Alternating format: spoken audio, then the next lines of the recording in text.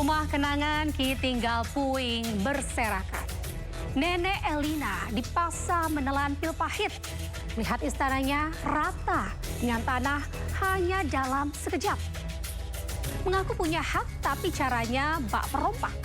Main bongkar tanpa adab dan akhlak. Dugaan pemalsuan dokumen kini mencuat menjadi senjata berlawanan bagi pihak yang merasa kuat. Katanya jual beli sah, tapi kok baunya amis dan juga penuh celah. Kuasa hukum Nenek Elina pun tidak tinggal diam.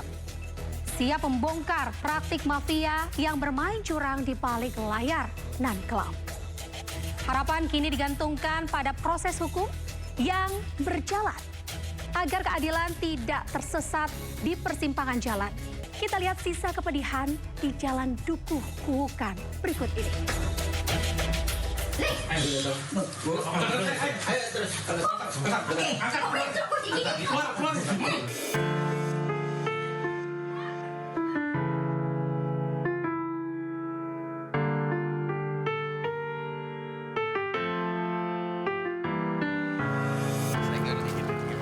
Nenek Elina dan kuasa hukumnya kembali melihat puing-puing rumahnya yang rata dengan tanah di kawasan Jalan Dukuh Kuukan, Sambisari, Kecamatan Candi Lontar, Surabaya. Nenek Elina hanya bisa pasrah melihat rumahnya roboh dan rata dengan tanah. Nenek Elina bersama kuasa hukumnya berencana akan melaporkan Samuel Ardi Kristanto terkait dugaan pemalsuan dokumen dan pencurian harta benda Nenek Elina. Samuel sebelumnya juga telah ditetapkan sebagai tersangka atas kasus pengusiran Nenek Elina dari rumahnya.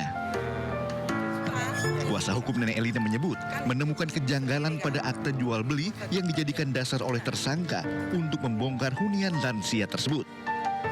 Sementara Nenek Elina berharap rumahnya dapat dibangun kembali seperti sedia kala. Ya, kita mau melaporkan pencurian dengan pemberatannya ya, dikarenakan barang-barang yang ada di sini hilang semuanya, termasuk dokumen. Terus untuk yang berikutnya sekalian kita melaporkan mengenai adanya dugaan pemalsuan. Harapan saya ya kembali seperti asal. Dibangun seperti asal ya? Iya. Surat-surat kembali. Surat kembali dan barang-barang, pakaian-pakaian semuanya. Sebelumnya pengusiran Nenek Elina oleh sekelompok orang dari rumahnya viral di media sosial.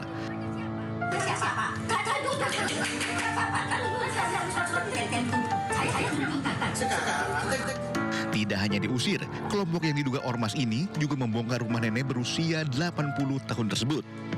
Nenek Elina bahkan diseret hingga diangkat paksa keluar rumah. Tidak hanya itu, sejumlah berkas pribadinya juga dirampas.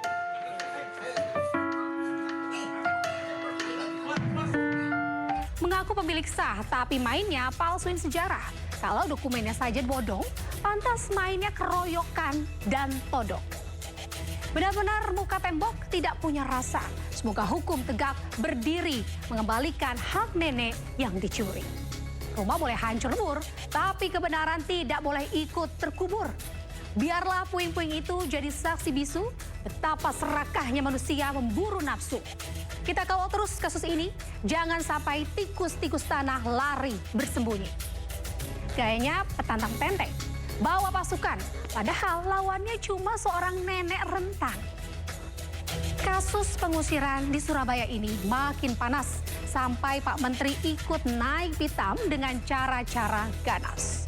Main hakim sendiri gayanya sudah seperti penguasa negeri. Tidak hanya mengusir, mereka juga main fisik tanpa mikir. Nenek usia 80 tahun diseret paksa. Sungguh perbuatan yang jauh dari kata manusia. Ormas yang seharusnya mengayomi malah jadi momok yang menakuti. Bikin citra organisasi jadi tidak punya harga diri. Kini polisi mulai bertindak tegas memburu pelaku yang masih bebas lepas. Satu tertangkap, satu lagi masih lari terbirit-birit. Karena takut disergap. Inilah drama premanisme yang bikin hati miris. Mari kita simak laporannya sebelum tangis makin gerimis. Mau ini saya punya kok gak bicara dulu. Ayo ibu keluar. Ayo. Tiga dong. Ayo, tak tenang. Kasus pengusiran nenek dari rumahnya di Surabaya, Jawa Timur terus menjadi sorotan. Nenek bernama Elina ini diusir dari rumahnya oleh sekelompok orang yang mengaku anggota ormas. Salah satunya mengaku telah membeli rumah yang ditempati nenek Elina sehingga memiliki hak atas rumah. Namun nenek Elina merasa tidak pernah menjualnya. Nenek Elina dan keluarga lantas diusir secara paksa, bahkan dianiaya hingga mengalami luka fisik. Beberapa hari kemudian, rumah nenek Elina dihancurkan hingga rata dengan tanah. Tak terima dengan aksi premanisme, nenek Elina melaporkan kejadian yang menimpanya ke Direskrimum Polda Jawa Timur. Mantas Malika. Ya, jadi itu yang nyuruh ngangkat saya untuk keluar. Untuk keluar, tidak boleh masuk ke dalam. Saya terus disuruh diangkat orang 4, kaki 2, tangan 2. Ya saya lawan. Terus itu tapi dia membawa saya sampai agak luar terus baru diturunkan. Menteri Sosial Saifullah Yusuf pun langsung bereaksi. Selain meminta penyelesaian kasus, Mensos juga menekankan setiap persoalan yang menyangkut kelompok rentan harus diselesaikan dengan cara yang baik dan berkeadilan. Lantaran lansia, anak-anak penyandang disabilitas ada kelompok rentan yang harus difasilitasi dan dilindungi. Mari ya, lansia, anak-anak, penyandang disabilitas itu adalah kelompok-kelompok rentan yang kita lindungi. Harus kita fasilitasi, kita berikan perlindungan. Kalau memang ada masalah, diselesaikan dengan baik ya, supaya orang tua kita, kelompok-kelompok rentan ini benar-benar bisa memperoleh hak-haknya. Kini polisi telah menetapkan 2 orang sebagai tersangka. Salah satu tersangka bernama Samuel telah berhasil ditangkap. Sementara satu tersangka lain masih dalam pencarian. Berani keroyokan lawan lansia itu bukan perkasa, tapi mental kerupuk yang sia-sia. Satu ditangkap, satu buron. Lari saja terus, Pak.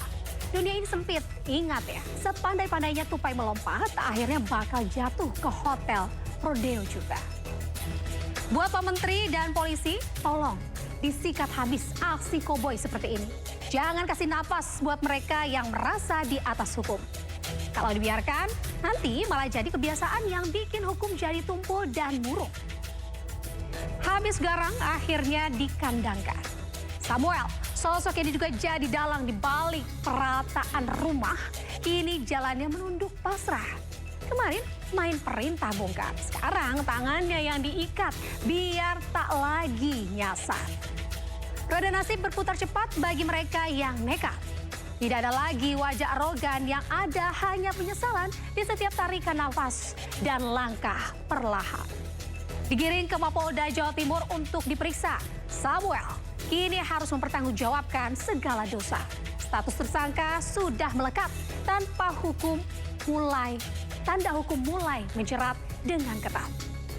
Pasal perusakan siap menanti menjadi hadiah pahit atas aksi yang tidak punya hati. Dari penyelidikan naik ke penyidikan, pintu penjara sudah di depan mata tanpa bisa dielakkan. Dan seperti inilah detik-detik Samuel yang kini tak lagi bisa jumawa.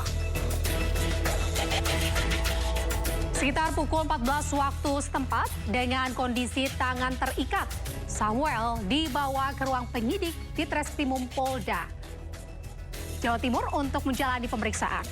Samuel Ardi Kristanto adalah pembeli tanah yang diduga mengusir Nenek Elina dari kediamannya di Jalan Duku Kuukan, Surabaya, Jawa Timur.